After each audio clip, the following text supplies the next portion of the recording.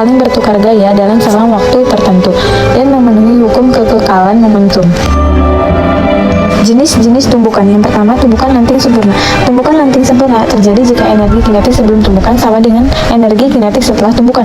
Dengan kata lain, semua energi kinetik di kondisi awal menjadi energi kinetik di kondisi akhir. Pada tumbukan ini berlaku hukum kekekalan energi mekanik.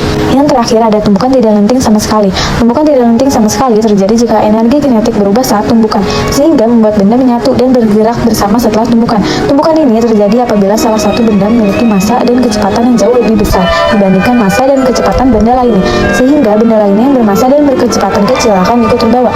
Pada tumbukan ini tidak berlaku hukum kekekalan energi mekanik. Selanjutnya ada pengertian impuls. Impuls merupakan hasil kali dari gaya total dengan selang waktu.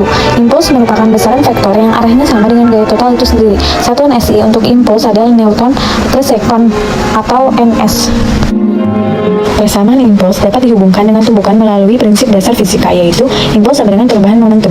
Impuls juga diukur dalam satuan newton per second atau ns atau kilometer per second, dan momentum P dinyatakan sebagai hasil perkalian massa m dengan kecepatan v. Joule sama dengan delta P sama dengan m dikali delta v. Dalam konteks tumbukan, perubahan momentum delta P dapat dinyatakan sebagai perbedaan antara momentum awal dan momentum akhir. Dengan kata lain, Joule sama dengan m dikali v akhir diambil v awal. Jawaban A. Diketahui M1 massa benda pertama sama dengan 100 kg. F1 kecepatan benda pertama sama dengan 5 m per s. M2 massa benda kedua sama dengan 300 kg.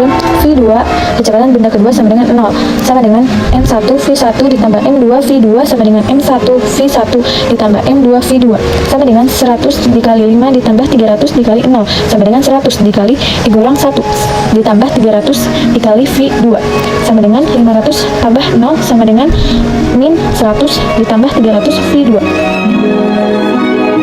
Jawaban yang B, 1/2 M1 massa benda pertama V1 kecepatan benda pertama pangkat 2 ditambah 1/2 M2 V2 pangkat 2 dikurang 1/2 M V1 pangkat 1 ditambah 1/2 M2 V2 pangkat 2 sama dengan 1/2 100 dikali 5 pangkat 2.